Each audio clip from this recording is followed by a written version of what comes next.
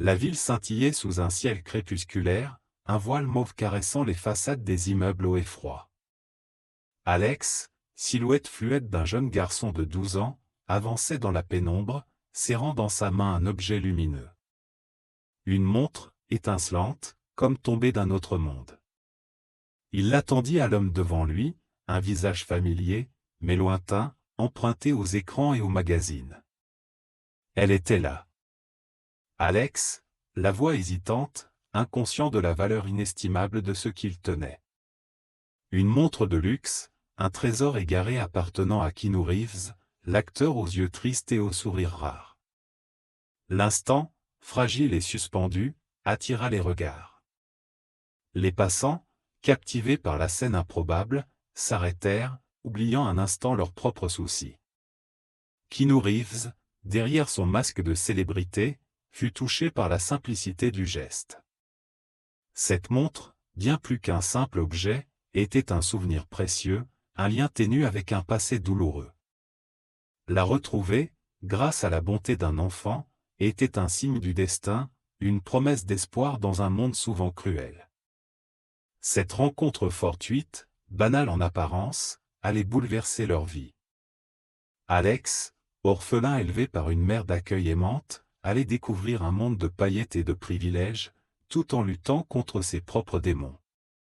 Keanu Reeves, star solitaire et mélancolique, allait retrouver un sens à sa vie, en se connectant à la réalité simple et authentique d'un enfant.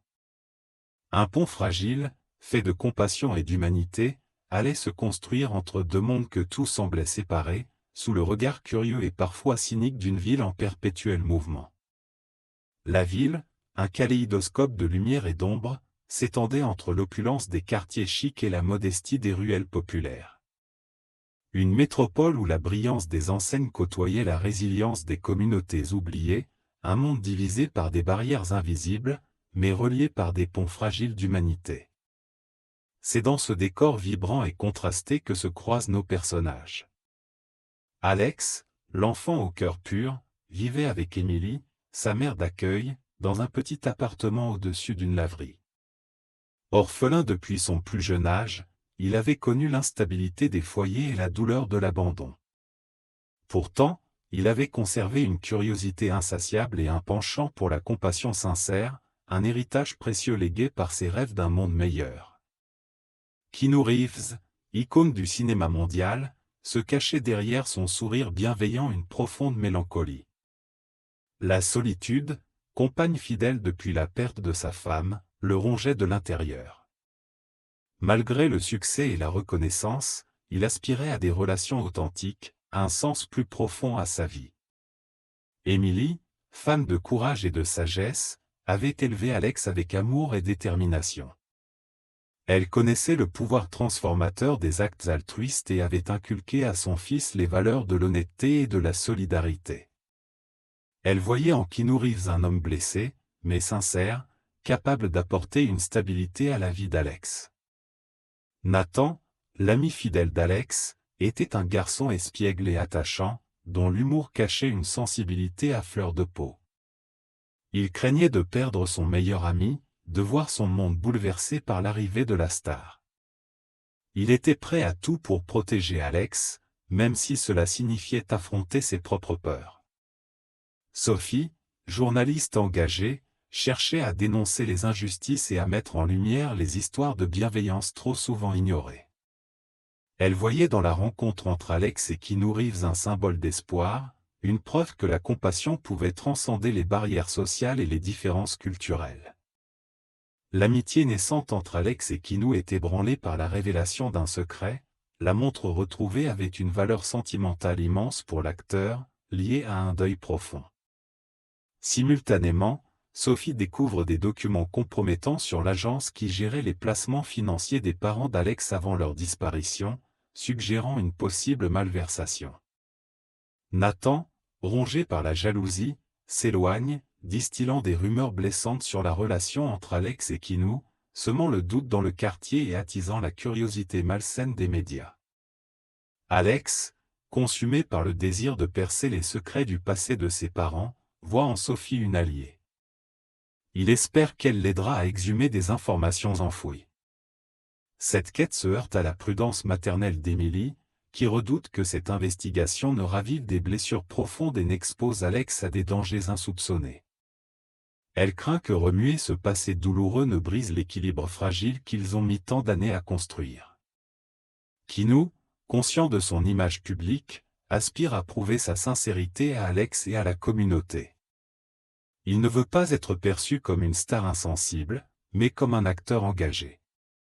Son projet de rénovation du centre culturel du quartier, symbole de délaissement, se transforme en un véritable parcours du combattant, jonché d'obstacles administratifs et financiers. La bureaucratie se dresse comme un mur infranchissable, menaçant d'anéantir ses efforts. L'amitié singulière entre Alex et Kinou se teinte d'ambivalence. L'admiration d'Alex pour l'acteur se mêle à un malaise face au luxe ostentatoire et à l'omniprésence médiatique. Kinou, animé par un sentiment de responsabilité envers Alex, oscille entre protection et crainte de l'étouffer, conscient de la fragilité du jeune garçon. Nathan, dévoré par la jalousie et le sentiment d'abandon, ourdit des stratagèmes pour nuire à la relation entre Alex et Kinou. Il propage des rumeurs insidieuses, manipule les autres jeunes, laissant libre cours à sa rançéure. Ses actes impulsifs et malveillants le conduisent sur une pente glissante, compromettant sa propre réputation et son avenir. Parallèlement, l'enquête de Sophie sur l'agence financière révèle des malversations inquiétantes, des transactions opaques qui laissent présager une sombre machination.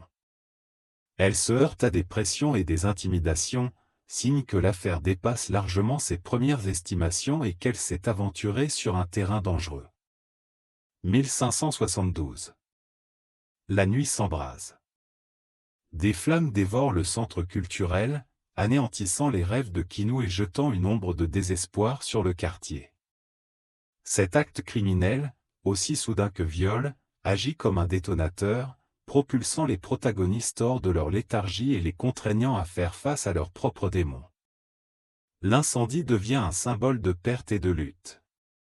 Alex, submergé par l'injustice, choisit de se battre. Bravant les inquiétudes d'Emily, il s'engage à corps perdu dans la reconstruction du centre, voyant dans cet acte une nécessité absolue, une manière de rendre hommage à sa communauté. Sa détermination sans faille le pousse à mobiliser les habitants et à chercher des soutiens extérieurs. Kinou, rongé par la culpabilité et le sentiment d'impuissance, doute de sa capacité à apporter un réel changement. Il se sent responsable du sinistre, convaincu que son implication a mis le centre en lumière et l'a exposé à la convoitise. Il envisage d'abandonner son projet, terrassé par le poids de la tragédie. Sophie, plus que jamais déterminée à révéler la vérité, redouble d'efforts dans son investigation sur l'agence financière. Elle met à jour des connexions suspectes avec des promoteurs immobiliers sans scrupules, avides du terrain où se dressait le centre. Elle comprend que l'incendie n'est pas le fruit du hasard, mais l'élément clé d'une conspiration visant à spéculer sur le quartier. Nathan, accablé par le remords d'avoir imprudemment partagé des informations sensibles avec des individus mal intentionnés, décide de réparer ses erreurs. Il se joint à Alex et Kinou, prêt à tout pour se racheter, même à mettre sa propre vie en péril. Son chemin vers la rédemption sera semé d'embûches et de dangers. 1575. L'incendie du centre culturel laisse des traces profondes. La communauté, autrefois unie, se divise entre ceux qui veulent se battre et ceux qui baissent les bras. La reconstruction se heurte à la méfiance des habitants, persuadés que des forces obscures œuvrent contre eux. Un sentiment de paranoïa s'installe, exacerbé par les rumeurs et les manipulations. Alex, face à la démotivation générale, doit trouver de nouvelles ressources pour relancer l'espoir. Il fait la rencontre de Madame Dubois, une ancienne professeure d'art à la retraite, qui lui offre son aide et ses conseils. Cette femme, au caractère bien trempé et au passé mystérieux, devient une alliée précieuse. Kinou, rongé par le doute, se retire du projet, persuadé qu'il est une source de problèmes. Il s'enferme dans sa solitude, laissant Alex et les autres se débrouiller seuls. Émilie tente de le raisonner, mais il reste sourd à ses arguments. Sophie, en creusant davantage, découvre que l'agence financière est impliquée dans un vaste réseau de blanchiment d'argent, lié à des personnalités politiques corrompues. Elle se sent menacée et doit se cacher pour protéger ses sources et poursuivre son enquête. Nathan, déterminé à se racheter, infiltre le groupe de promoteurs véreux, au risque de se faire démasquer. Ils découvrent leur plan machiavélique pour raser le quartier et construire des immeubles de luxe. Il doit choisir entre sa loyauté envers Alex et sa propre sécurité. L'arrivée de Marco, un jeune homme charismatique et ambitieux, dans l'équipe de promoteurs, complique davantage la situation. La tension atteint son paroxysme. Les promoteurs véreux redoublent d'efforts pour semer le chaos dans le quartier, usant de méthodes de plus en plus agressives. Ils rachètent les habitations à des prix dérisoires, exploitant la vulnérabilité des résidents, et orchestrant une campagne de diffamation à l'encontre d'Alex et de ses partisans. L'atmosphère devient irrespirable, et la peur gagne les esprits. Alex, témoin de la souffrance des habitants, se démène sans relâche pour contrer les manœuvres des promoteurs, mais ses initiatives se fracassent sur l'indifférence des pouvoirs publics et l'animosité grandissante des spéculateurs. Il se sent de plus en plus seul, écartelé entre son aspiration à faire le bien et sa propre fragilité. Sophie, poursuivie sans relâche par les sbires des promoteurs, trouve refuge auprès de Madame Dubois, qui lui confie des révélations explosives sur les origines troubles de l'agence financière et sur les ramifications politiques de l'affaire. Elle se retrouve face à un dilemme déchirant, préserver son intégrité et dévoiler la vérité, ou renoncer à tout pour assurer sa sécurité et celle de ses proches. Nathan, désormais profondément infiltré au sein de l'équipe des promoteurs, est forcé de cautionner des actes criminels. Son âme est tiraillée entre sa fidélité à Alex et la terreur des conséquences. Son double jeu le consume, et il sent le piège se refermer inexorablement sur lui. Marco, son acolyte, se montre de plus en plus perspicace et menaçant. 1395. Le récit approche de son point culminant. Un événement inattendu va faire basculer le destin des personnages. Sophie, sur le point de révéler ses découvertes explosives, est victime d'une tentative d'assassinat.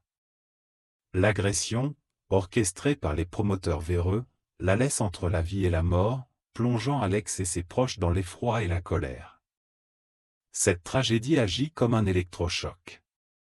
Kinou, sortant de sa léthargie, décide de revenir sur le devant de la scène et d'utiliser sa notoriété pour dénoncer les agissements des promoteurs. Il prend conscience de sa responsabilité et de son devoir d'agir. Nathan, rongé par le remords, choisit de témoigner contre ses anciens complices, au péril de sa vie. Alex, galvanisé par le courage de ses amis, se prépare à affronter ses ennemis, déterminé à faire triompher la justice et à sauver son quartier.